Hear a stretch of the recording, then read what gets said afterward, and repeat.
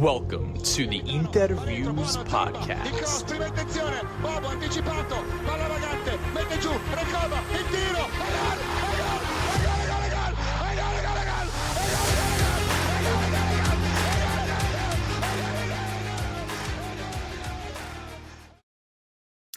Welcome, Interisti, to episode 147 of the InterViews podcast, the official podcast of SempreInter.com. We are here, not really for the post-match reaction of Inter Como, which finished 2-0 to the visitors. Goals from, who was it? Stefan De Vrij and Joaquin Correa on the last match day of the season at the Senigallia.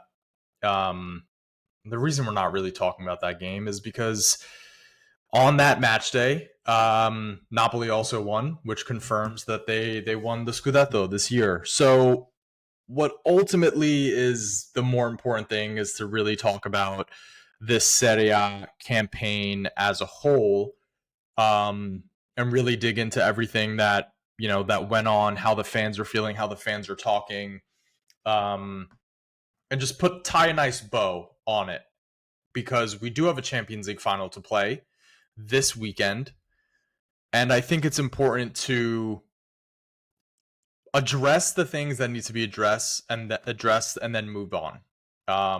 There's a lot of negativity. There's been a lot of negativity for days. I would be lying to you if I said I was super excited to be jumping on and talking about this stuff, because it's, there's a lot of different opinions out there. And there's a lot of talking about a club that, Johnny and I both love, and have both had in our families for a very long time, and that's not easy to look at, especially when the conversation is around bottlers and Inter blowing this and so forth. So let's take the time to really wrap it up, get it off our chest, and then look forward to the 7th time ever that Inter will be playing a Champions League final.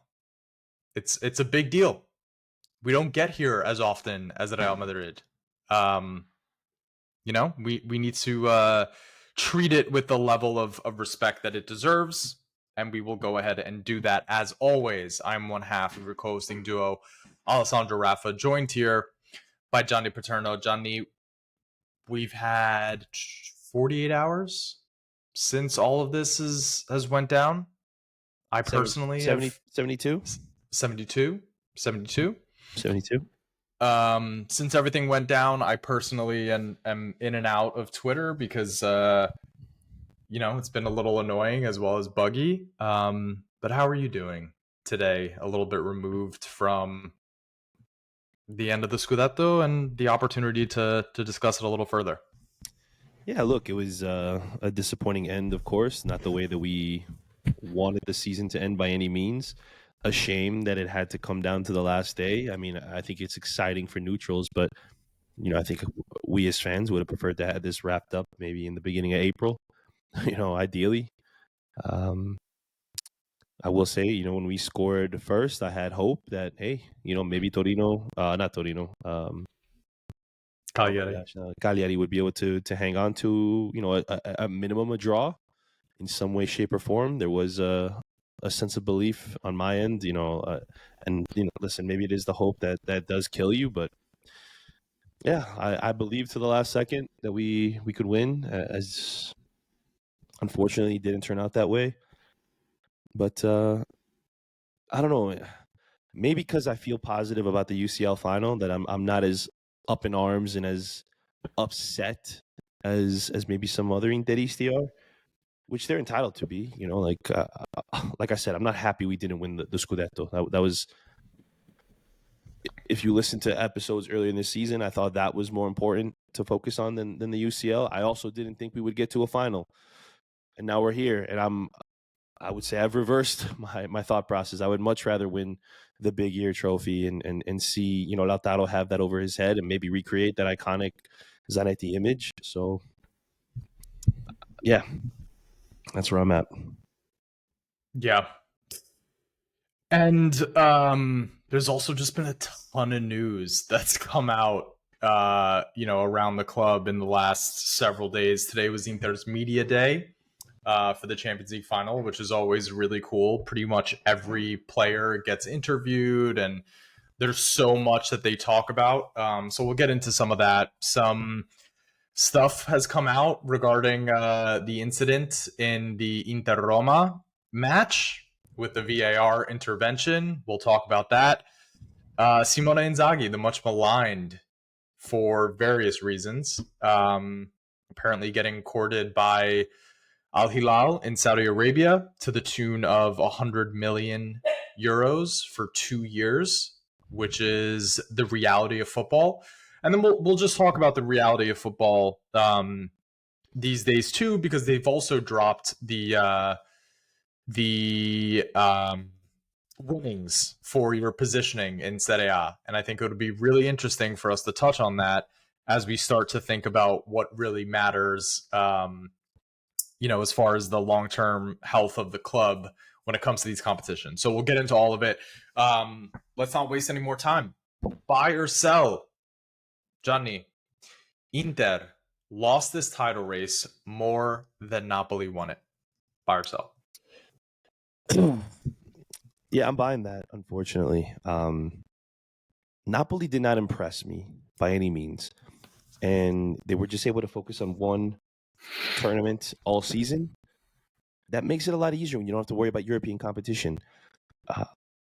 They didn't do anything to grab this title by the scruff of its neck. If you really think they won by 1 point, right? And it's just crazy to me that it just didn't. It played out the way it did, and some people, I'm not going to name names, but our listeners know who they are making it seem like Napoli did something so extraordinary, so unbelievably amazing, which, cost them 150 million euros to do it, that, they should be celebrated and lauded as this incredible champion. That's not the case. We did choke it. I'll say it. I'm not thrilled with the way this happened, but I also think if you look at it from a 30,000 feet view and you see that we weren't as deep as we thought we were, our forward depth, if one of them went down, it pretty much all went away. Lautaro had a down year. Thuram has kind of been missing since January. A lot of things also played into their favor. Barella didn't have his best season. I think fatigue is more the cause of that. But yeah, I think we choked this more than Napoli winning it. I'm going to buy it too. And the lens that I look at this through is I believe the best team, the best squad in Italy is Inter. That did not play out over a 38-game campaign in Serie A.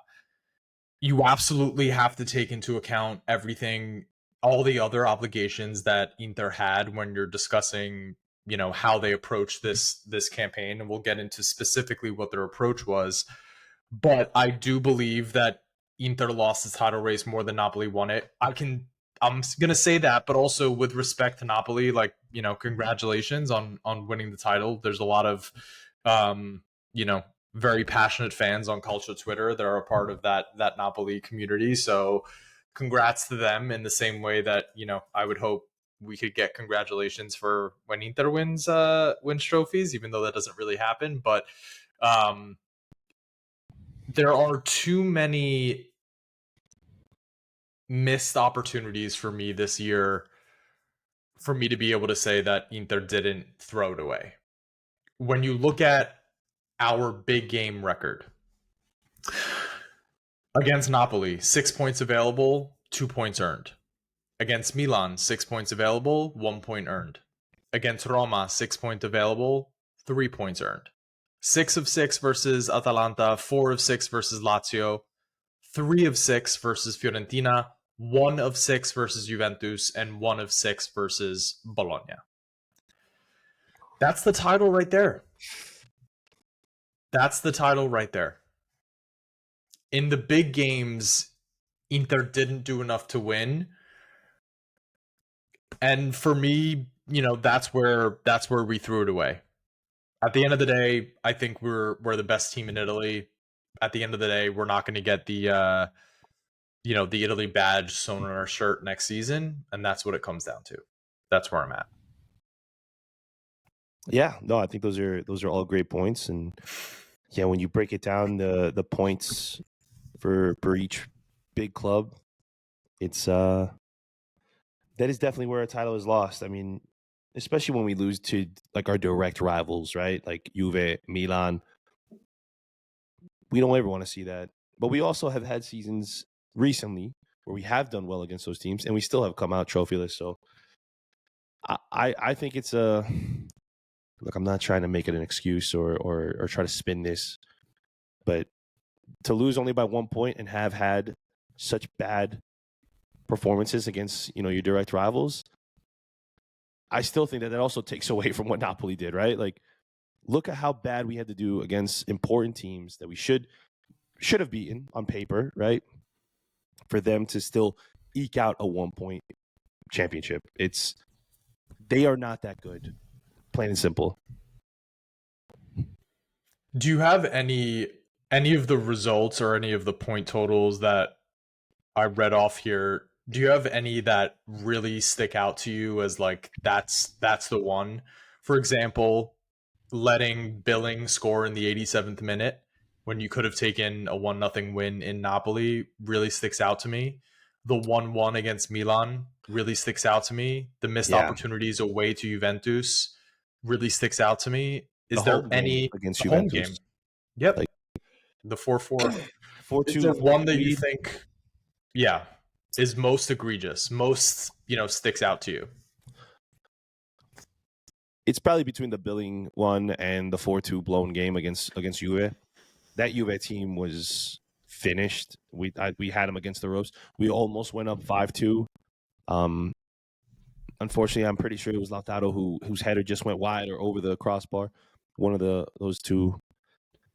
And then to allow them to come back in and equalize, that stings for sure. Especially when it felt like you were in control for the most of that game. Same thing with the Napoli one.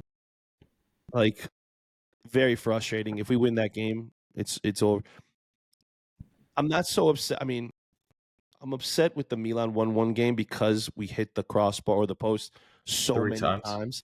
Yeah. But I also don't think that, like, they didn't do anything either. Like, they had that one opportunity, like they have had against us every game, essentially, and they took advantage of it, and then we just weren't able to finish. But I thought the effort was incredible in that match. There was no quit there. But yeah, the Napoli and Juve games are probably the ones that stick out the most to me. There's also, the 1-0 loss to Roma, which really hurt, especially considering all the stuff that went out here that came out today. The Bologna 94th minute loss on the Orsolini volley. Congrats to Orsolini for getting a call up to Italy's qualifiers. Shout out Nick Diani. Yeah, too many results here that I don't want to say we have no one else to blame but ourselves, because you definitely can blame some other folks for the Roma situation. But the rest of it is like, just falling asleep and not putting our best foot forward. So, with that said, this season is a massive failure if Inter don't win the Champions League. Buy or sell? Yeah, I'm going to have to buy that, unfortunately. You blow a 2-goal lead in the Supercoppa final, which I know a lot of us will probably say, oh, it's not that big of a deal. That would have been a nice, was that 4 in a row it would have been had we won that? You blow, you come out completely flat against Milan in the Coppa Italia. You choke away the Scudetto. If you don't win the UCL, I think that is a massive letdown. Now, I don't think it's a fireable offense like some people are saying, but I do think it's a massive, massive letdown to come out trophyless this season when really you were the best team in Italy on paper. And yes, there's a lot of underlying things that played a part in you not being able to come away with one of those trophies. But I don't know. It's a tough pill to swallow if we don't win this one, especially like when you look at the down years a lot of players have had. If even one or two of them had played to their typical selves, we probably do again at least one of those, right? So, yeah, I'm gonna buy it, but I want to talk about a couple different perspectives. My personal perspective as a fan, I think it would be an absolute travesty for this team, with a coach like Inzaghi that plays the football that he plays, with players like Bastoni, Sommer, Acerbi, Barella, Lautaro, for them to go trophyless, which would be the first time, in Simone's Inter career that we would be trophyless. It would be just a travesty for these guys to not get any sort of reward for the massive effort that they've put in this season, to the tune of playing 60 competitive matches, to come home with nothing. It would hurt badly as a fan of this club if that was to play out like that. But, and I buy it that it would be a failure, but I also just want to acknowledge the perspective of the owners and the directors, who, no matter what, this season is already a success for them. And let me explain why. Coming into this year, everyone knew that this squad was in dire need of a refresh. 4 to 5 new players, possibly even more. Already getting rid of the dead weight, Arnautovic, Correa not renewing their contracts. That's that's been decided, as well as some other outgoings that need to be confirmed. The only way that you're able to actually refresh the squad is with a certain amount of money in winnings. They just released the winnings that you get per your place in standings in Serie A. Do you know how much it was worth to Napoli to win this title? Taking out the qualification for the Champions League, which gets you a certain amount of money, 15 million euros. Second place was 13 million euros. In Serie A, as a Serie A club, in order to compete in the Champions League, in order to compete in Europe, in order to continue to be able to refresh your squad and spend money every summer, you need two things. You need to qualify for the Champions League every year, and you need to go deep enough in the Champions League where you're pulling in 70 million euros, 80 million euros. At this point, Inter is already pulling in 130 million euros for their participation in the Champions League, along with the qualification.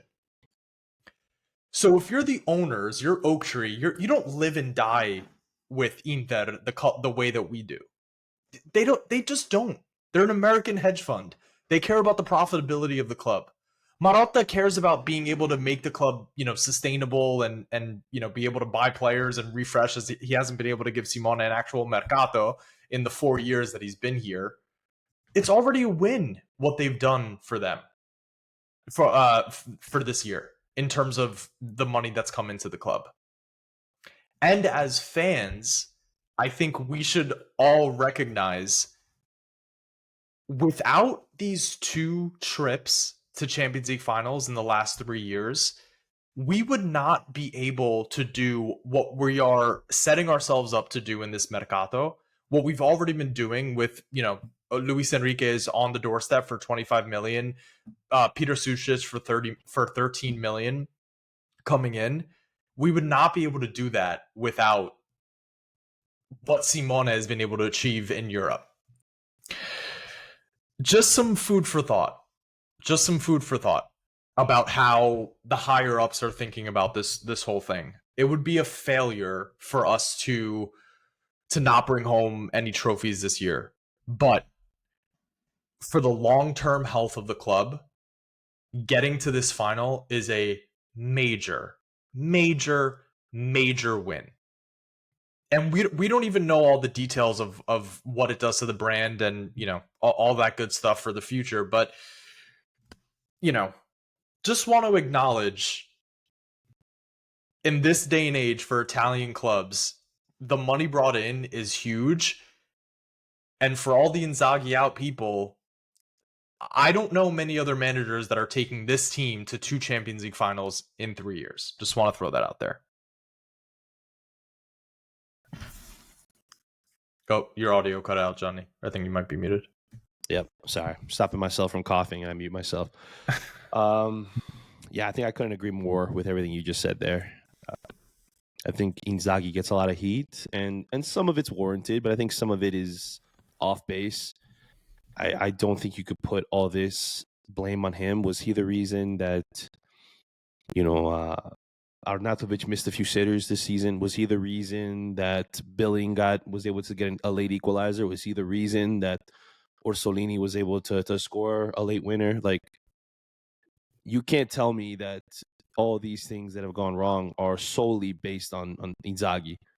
When we win, it's on the players, but when we lose, it's Inzaghi. That doesn't make sense. You can't have it that way. So to have us in this position where we can potentially, win the UCL with this truly lack of depth that we have, to be able to overcome a Bayern Munich, which is loaded with talent, to be able to overcome a Barcelona that nobody gave us a snowball's chance in hell to beat. I mean, I just don't get how those victories are solely on the players. Do you think Acerbi's up front against Barcelona without instruction? You think he's just wandering off on his own because he just feels, I can do this on my own? Like, I think there's a chance he might have. He might have just. I think that they knew they had to throw everything at them. All right, maybe he wouldn't have been in the box, but I still think he would have been up the field. He doesn't just go on, all these marauding runs and finding space in the box solely without some instruction. Maybe Inzaghi allows more freedom for him. Maybe I don't know, but I like to think that there is a method to the madness, especially when you're down a goal and you have nothing left to lose. Do I think that, yeah, he still has to put the ball in the back of the net? Absolutely. The way he scored, that's not because of Inzaghi working on his finishing, but he also had to be instructed to be there. So it's not, in my opinion, it's not all his fault. I think, you could put blame equally across all three facets. Yep. Players, management, coaching, but to want him out is insane to me. And then when you see, on SempreInter, I laughed, but Fabregas is potentially being lined up as a replacement if needed. The way that would be a massive downgrade is insane. Absolutely insane. And if you think that he can come in and do a job, you're crazy. We're going to get into the blame game here in a little bit, but just this last point on this, I think what fans of Italian football and fans of any of the top sides in Serie A need to understand is that the landscape of European football these days and Serie A's place among the other top leagues, in order to survive, winning your domestic league is not enough. It's just not enough. You have to qualify for the Champions League every year. You need that money, but you also need to be able to go deep into the competition. If you want to be able to compete with the other teams, that's the reality of the situation. And I think we can see that that's how Beppe and Inter management have structured their priorities. Once they lost against Atletico last year, they went like hell for the league, and they got the league, and they got the 20th star. It was an important moral victory, historic victory for the side. But every other year in Serie A, they're willing to take their chances against the league But the most important thing is that they're able to compete in Europe.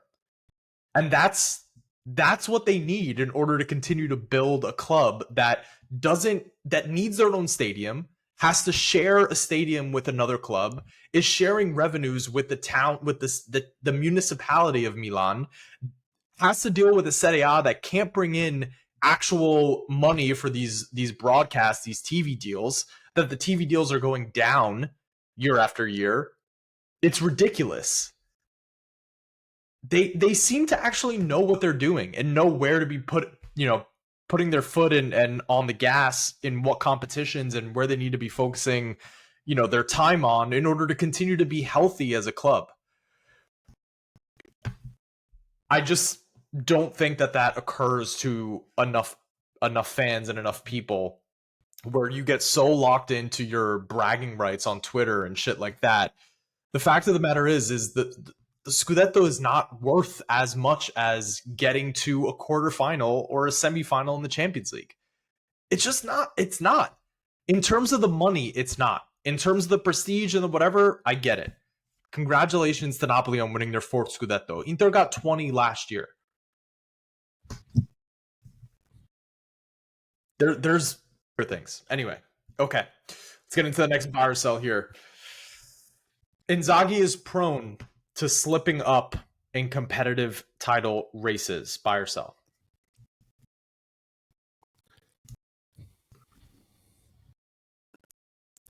Nah, I'm selling that. I can't buy that. That's he's been. This is his 4th year with the club. 4th year. So we were into 1-1. We didn't slip up the last 8 games when Milan won the title. It just so happened that Milan also didn't slip up, and we needed them to. No one helped us. This time, if you want to look at within the last 5 games, is when the Roma and Lazio games occurred. The Roma loss, is that his fault that we didn't get penalties called? The Lazio game, is that his fault that Bisek, made that mistake? We didn't earn a penalty for like 9 games or something like that. 12 games, actually. 12 games? 12 games. I mean, how can you put I just don't get how you can put the blame on him. Is it his fault that he has to play with Darmian at right wing back for weeks after Denzel goes down? I've never been happier to see a player return than Denzel Dumfries when he did in the UCL semis. Do we even score in that game if Darmian's there? And anybody who knows, I love Matteo Darmian. I love him. Always called him our Swiss Army knife. But to think that he could still play as a right wing back is insane. He is a center back now. That's it. That's all he can do. I just don't get how you could put the blame. He didn't bottle anything. He didn't bottle it. He's not prone to these things. I just think it's just how it's played out 2 times for him. That first year, was it his fault that he had to play Radu that one game? Was it his fault that Lazio folded against Milan in the dying minutes of that game? Just completely could not clear the ball out of their box. I cannot fault him personally, and I don't think that he's a choke artist. I think that he is a better cup competition manager. I think he's able to handle that and navigate that much better than he can a 38 game or whatever league season. Yeah, don't you find it interesting, the discourse around Conte? No one cares that he can't compete in Europe. No, they've accepted. Inzaghi's able to. He has shown the ability to balance competitions to the wire on multiple fronts. 3 fronts. I can't stand the black or white nature of some of these conversations where it's like, no, you're just a bottle job. without taking in context. It's very naive. Like, I don't know this world that you live in. And also, a shame on me too for getting so upset about Twitter like tweets that say shit like Inzaghi's a bottler. It's not, you guys don't live in the real world. Like, you don't. 60 games happened this season. 60 games. There are so many things that go down. 19 games more, as Beppe reminded us today, than Napoli played.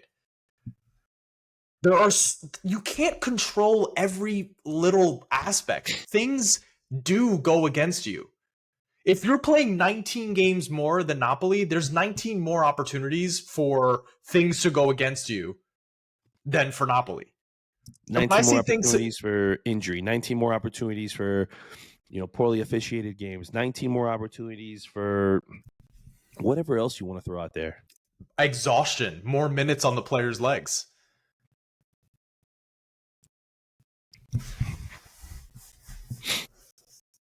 So, yeah, I don't think Inzaghi is a bottler. I do think that he has some deficiencies, and we should be calling them out. The things that he's gotten wrong. For me, number one is the tactical inflexibility.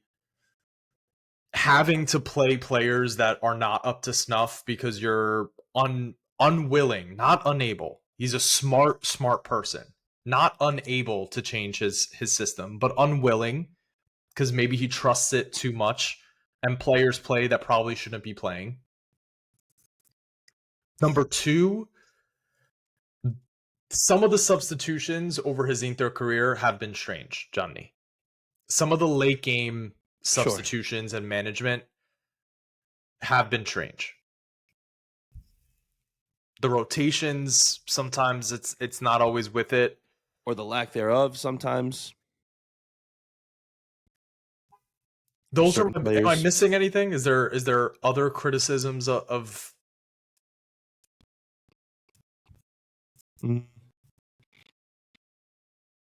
maybe lack of trust in the youth or developing youth? I think that's another one that, I know myself thinks that. I don't know if everybody else feels the same way, but yeah, that's one that does bother me. Yeah, I don't think he's regarded in Italy the same way that I know that he's not regarded in Italy the same way that he is around the world. I actually don't even know if that's true. I think he is highly regarded in Italy, but in the media, it's popular to tear down what Inter is doing all the time.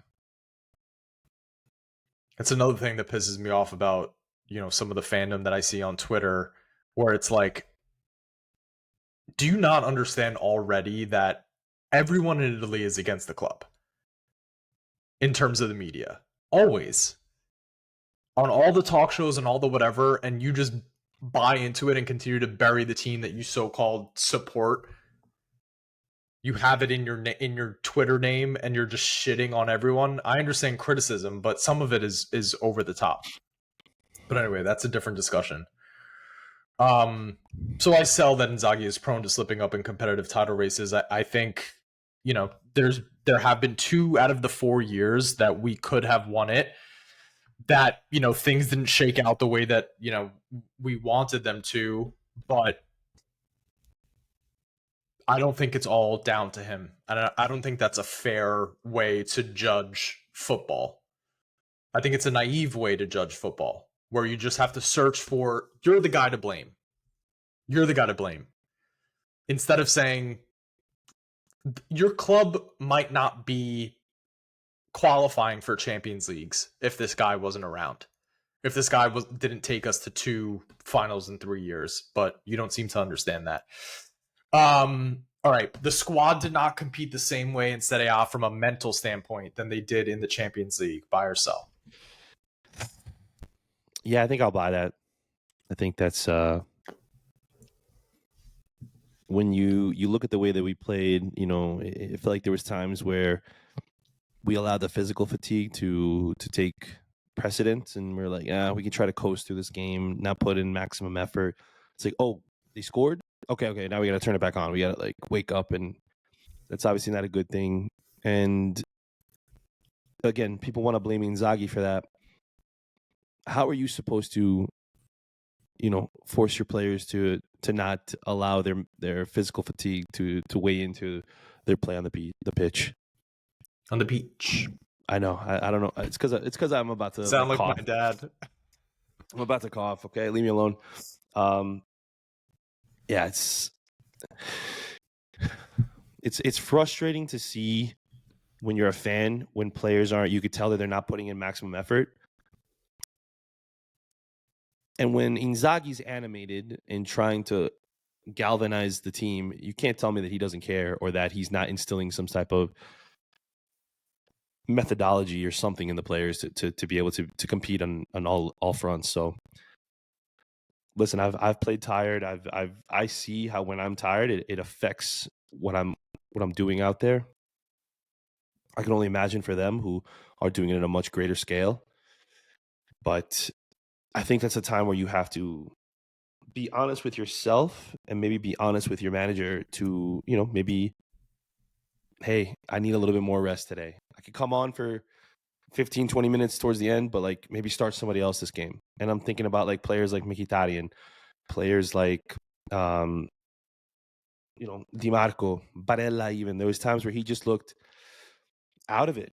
As much as I love him, there was just, not that the effort was lacking, but you could just see his brain was moving faster than his body was, and it just wasn't connecting. The quick passes, the fluidity wasn't there, and a little tough. Yeah, I think it's obvious that they won one of the biggest Scudetti in team history last year. They have the disappointment from the Champions League final 2 years ago. It was obvious that they wanted something different in the Champions League this season. They wanted to really go for it. A lot of people feel like this is, this cycle could be coming to an end for some of these core, for some of the core in this team, like Acerbi and Mkhitaryan and Sommer, obviously. So they wanted to give it their all in the Champions League. You can't tell me that results against Bayern Munich and Barcelona, you can't look at that and say, that same team gave the same effort to lead to 1 out of 6 points against Bologna, or 1 out of 6 points against Juventus, or 1 out of 6 points against Milan. They obviously cared more about the Champions League this year, and that's just a matter of fact. And even with caring more about the Champions League, they came within a point of winning the Serie A because they're good enough to have been able to do that. It's disappointing, but the reality is that they absolutely brought a different energy to Europe than they did to Serie A. It's not. I'm not saying it's right. I don't think that it is, but it is what happened, and we do have to acknowledge that. All right, Johnny. I know you don't have a ton of time here, so I want to ask about a few things. First, the Simone Inzaghi situation with the offer from Al Hilal. He's come out in a press conference today and said nothing's going to be decided or talked about until the end of the season. Marotta also came out in the press conference today and said they want to continue the cycle with Inzaghi. Personally, for me, seeing that man on the touchline every single year, I don't believe that he's interested in going to Saudi Arabia at this point in his career. Everyone knows that money talks, but I think that money will be there for him in a few years' time if he wants to go do that, especially if they don't win the Champions League. I don't think that he's going to want to head out of Italy. I also don't think he has any interest in going to the Premier League and learning English. I just don't see him wanting to actually leave Inter. I think a lot of this stuff that comes out is strategic for why these stories drop. But what's your read on the Inzaghi to Saudi Arabia situation?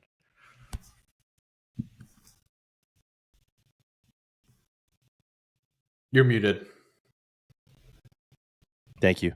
I think it's warranted that a club would be interested in bringing him in and wanting to splash the cash to get him in. But obviously, I don't think it's the right career move. In my opinion, there are very few jobs that you can leave Inter to take and it be a step up. I think Real Madrid is one of those jobs. I think I don't know if it'd be the best move for him, but I think if you're able to resurrect Manchester United, I think that's a huge leap. And the thing is, I don't know if they would splash the cash that he would need to be able to fix that team. And I think that's really it. If I'm being honest, as much as I don't like Man U and I think that they're a joke of a club, I do think in terms of brand recognition, they are bigger than Inter. I wouldn't say Barcelona because I think they're rats and they don't deserve anything. And to be honest, the only thing that I was worried about was Real Madrid. So thank goodness that, Xabi Alonso was the guy that they went after and he, went to there because I thought that could be a realistic spot that, could be tempting to leave Inter if, this didn't work out or for whatever reason. But I agree with you. I don't think he's interested in the Premier League. I don't think that he would take another job in Serie A. I think that this is it. This is the last stop he'll make in Serie A, at least until he goes somewhere else. And maybe if that doesn't work out, he would come back to a Serie A club. But it's I don't think I think there's nothing to this rumor with Al Hilal. Cool, you're willing to offer 100 mil, but there's no prestige in your league. There's nothing really. That's why you just have to offer 100 times more than what any other team in Europe would offer a coach. Yeah, and I just don't see him doing it. So valiant effort, but all for nothing. That's how I feel too, but obviously we have to see how things play out. Reaction to Rocchi, the head of the Italian Refereeing Association, coming out today to discuss the VAR audio in the Inter Roma game, which also coincidentally comes out after the end of the championship, to basically say that it was a penalty without question. That's the opinion of the Referee Association. They took their time to release this audio because they wanted to make sure that they had got it right and consulted all the correct rulings. But the head of the Referee Association admits that we were denied potential points here in the title race. Your reaction? It's such a joke, man. It really is. Yeah, let's release this information after the fact so that nothing could be done. Nothing could have been done during the season. Don't think it could be done now that it's already been titled and they're, everybody's celebrating. Now they only said only one was a foul. What do you mean? Like only one of the. It was the only incident that they said that about. Got into. I mean, listen, a tie would have been nice, right? We would have had another final. We would have had a final with Napoli. I wish that if it happened that Serie A would have done a week after UCL. I know that wouldn't have been the case. They would have done it before the UCL, like a bunch of idiots, to ruin Inter's chances of winning, 2 trophies potentially. But look, it's it has to be better. There has to be consistency. I think there has to be a new level of transparency between the audio from the refs and the fans or however else you want to do it, whether it be, released to media outlets or something, because this just stinks. This stinks like just shady doings. And it's sad that this is like a common theme in Italy or the Serie A, however you want to look at it, that, it affects the outcome of a title.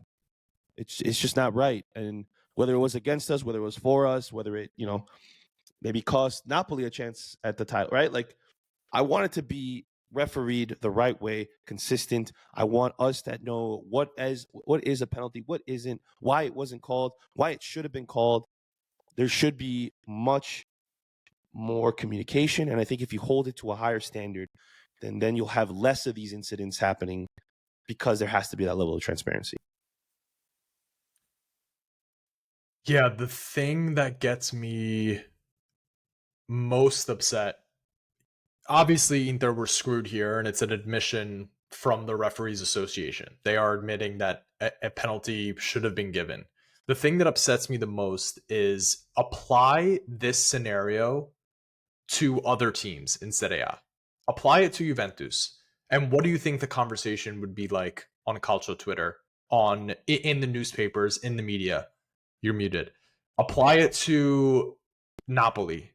Replay the game. That's what they would be saying. Maybe That's not Napoli, but for Juve, 100% they'd be saying replay the game, go back, do something. What would Conte be saying if it was Napoli? Oh, I can only imagine. Only imagine. And the reason I make that point is to just get into something else really quick. I know you have to go, Johnny, but I didn't want to leave this episode without addressing it. I was born and raised in an Italian household. I speak the language. I've been watching the talk shows for years. I've been reading La Gazzetta for years. And I just have to say this to some of the fans on Inter Twitter. Everyone is against this club. All of the media, there's so many other fans that constantly cry about Marotta League, despite the fact that we're the team that gets fucked. In the media, they actively want to put Inter down. They put out stories specifically. This is not a paranoia. I've seen it for years. And I am tired of these fake fans that make it a point to jump on it and bring down the club. You're not a fan. I'm sorry. That's not love for a club. And I don't want to call out names, but go look at some of the timelines for some of these people who have Interista in their bio. Look how fucking negative.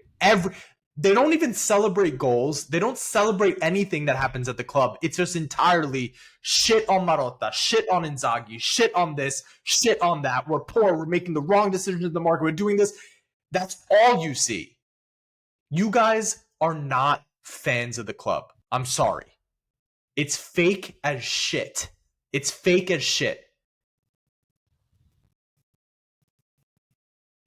Everyone is against this team, and I'm not going to be the one that doesn't call out Interisti who say that they love this club, but they act like no different than a fucking Juventino.